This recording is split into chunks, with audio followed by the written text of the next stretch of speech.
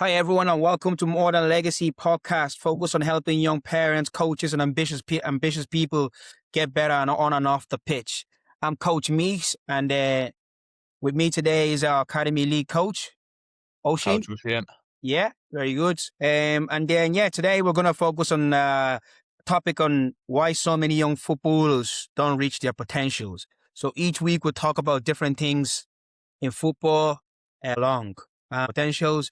And the first thing we're going to try and cover is the biggest mistakes players make outside training. So I'll start off with that. So, biggest mistakes I would probably see players make outside training is probably, I would say, not considering their nutrition and their recovery methodology. So, hydration, basic things like foam rolling and stretching post training or post matches.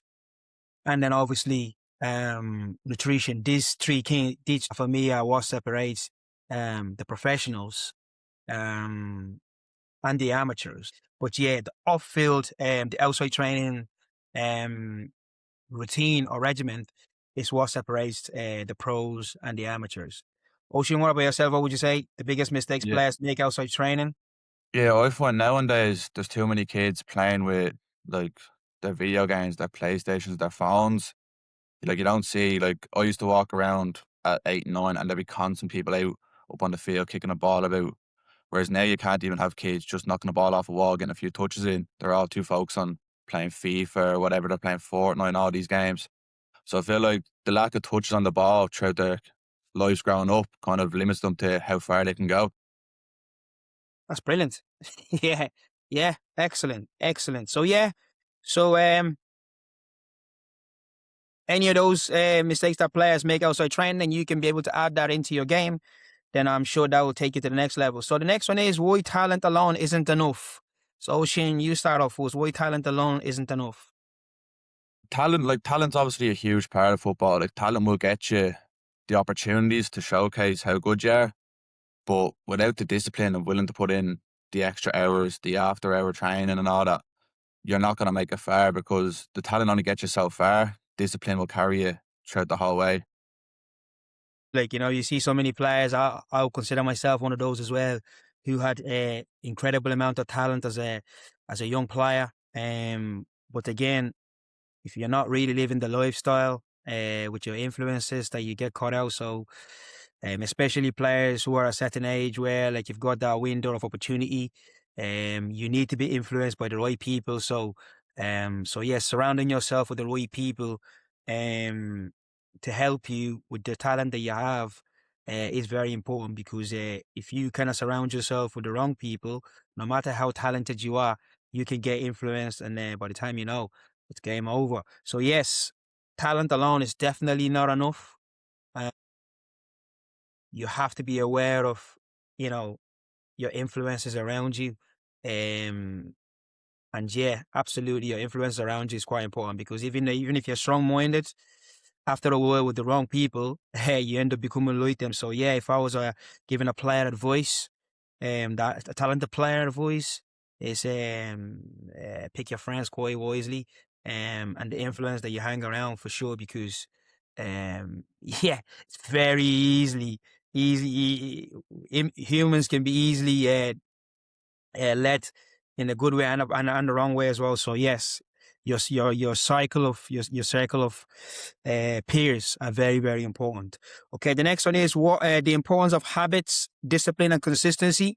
Pushing you go, yeah. Yeah. So obviously, like we've always said, small wins end up leading up to big wins. So it's important to get those small little wins, whether that's 20 minutes every day, kicking a ball against the wall, getting your touch, like that sort of stuff. The 20 minutes every day will always be 2 hours a week training, because you're doing it consistently. You're getting better, Whereas if you train on a Monday and next minute you're not training till Thursday, like if you're doing nothing between then, you're basically coming back to ground zero and starting up again on Thursday. And then if you do that again, you're starting again on your match. So you're better off doing little bits, whether it's a little run, a few touches of the ball off the wall, getting a few touches in the ball, and then keeping going, adding that to your training schedule rather than just focusing on, oh, I have team training Monday, I have team training Tuesday or Wednesday. I'll leave it at that. Have you got a time where you implemented that and you seen the results and you seen yourself playing your best football? Yes, I kind of noticed it kind of from between the ages of 11 and 14. My dad kind of realized, because my dad was my coach growing up, he sort of realized I was spending too much time on my PlayStation. So what he used to do is when he finished work at about 6 o'clock, he used to spend 2 hours with me outside, just kicking a ball, getting me touched on the ball, getting me outside rather than sitting inside on the PlayStation. And I noticed that over the course of 2, 3 years, I started, when he wasn't available, when he was working or whatever, he's working late, I started going to myself. And those small habits end up actually improving my game. I went from being able to just pass the ball, being able to hit a ball, kind of do the basics, to I was actually able to move with the ball. Felt more comfortable on the ball than I did previously because I'd got that repetition of getting touches in, getting passes in, getting control and all, practicing all that stuff with my dad. Any age, realistically, once the kids are starting to play football from 6 onwards, even if it's just for an hour every day or every 2 days, just get them out, knock a ball around with them. Because you don't realise, the parents might not realise how much it means to the kids that they're focusing with them and playing a bit of ball with them. But in the long term, it creates good habits for the kids and helps them improve overall. Tiny changes over time makes a big difference. So um, our coaching methodologies anyways that we use, the modules, the way I build it, and my belief system is small changes for the coaches out there or players out there. Stick to a routine, add to it tiny bits here and there, and usually the results are quite vast. So it's a accumulation. So consistency rather than intensity level. But there's no doubt about it. The parents have a key role to play when it comes to the start of the journey. So yeah, habits, be consistent, and long term, consistency over intensity. For me, you've got to want it. You've got to want to win. And what I mean by want to win, if you're an academy player, it's not really the scoreboard. What I mean by that is when I'm working with academy players, is to let them know that this can go at any time. Just because you're an academy player doesn't mean you're going to become a first team player. So you're just an academy player. You know what I mean? So the amount of work, so comfortability. You see a lot of players who didn't really go to an academy.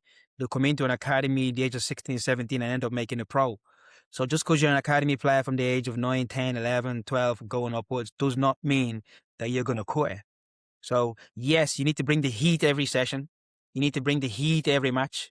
You need to bring the desire to want to win. Because if you're just participating, I can guarantee you someone else will come and take that position from you. So yes, academy players, what would be my advice for academy players? Have that hunger to win. Don't get comfortable. Don't get complacent. Every day, get back on the old race. So yes, the mindset when I'm working with academy players, because at the moment I'm working with a good few academy players in League of Ireland especially, and I mean the results are crazy because they realize the urgency to win. So yes, just because you're academy player doesn't mean you shouldn't train with urgency, you shouldn't play with urgency. Every day you must be willing to win. Okay, Oisin, what do you want to add about that? Yeah, I kind of agree. I'd say it's the mentality and the hunger for success, as people would say. Like, I grew up with a lot of lads who were fairly talented footballers, and then some lads who weren't that talented. But then obviously the lads who weren't so talented have gone on to play in England, in Ireland, in Spain. And then the lads who were talented have just been knocking about playing. Now they're playing high Leinster Senior League, but they're only playing Leinster Senior League compared to where their potential could have brought them. And that all came down to their mentality about football and about life. They'd more rather go out and have fun with their mates, especially when they kind of got to 17, 18. They'd much rather go to the pub with a few of their mates than go out and knock a ball around and stuff like that. Kind of, although maybe it was only once a month, that once a month was taking 2 days off their training each month. Whereas the lads who made it were putting in that extra work, putting in that extra hardship and the graft to get better and better. And coaches obviously realise they have discipline and their mentality strong. So they're willing to put in the work. So there's more effort coming from the player side. So the coaches were willing to put more effort in. And yes, they got their chances and they took them with both hands. And some of them now are playing top level football in England, Spain. Yeah, excellent. So pretty much that's our topic for today. We're gonna leave it on that. Um, Yeah. So obviously, as we go, like I said, each week we're gonna put a podcast out. We're gonna cover all different conversations, regarding to how we can help players, help parents. So to finish off, we're gonna do a couple of quick fire questions. Okay. Best player for you in the world? Messi, easily. I think as long as he plays football, he's the greatest footballer to ever touch a ball. Yeah, Messi for sure. Messi for sure. There is a comparable with the likes of obviously Pele and Maradonas and stuff like that, and obviously the Brazilian Ronaldo. But yeah, at the moment, like I said, Messi's untouchable. His technical qualities are outstanding. He's balanced. He's got a lot of things that are nearly uncoachable that you just have to have the talent for. Yeah. Um. Okay. So the next question is biggest coaching lessons you've learned? Probably patience with the kids. If you give the kids a bit of patience to learn, and the more you put time into them, the quicker they pick it up. And then obviously, when you've coached kids through a long period of time, and then you've seen that they've picked up what you've been trying to nail to them, then it's more of a personal satisfaction for me as a coach, going knowing I've helped that kid develop in some sort of way. Yeah. Biggest coaching lessons for me, I've learned so far for me is just coach, coach, coach, coach. Coach as much as possible, coach as frequent as possible, coach every day if possible. Obviously, like as we're coming in towards the summer camps and so many different things, you just see yourself getting better when you're coaching every day. So yeah, coach more, and coach more.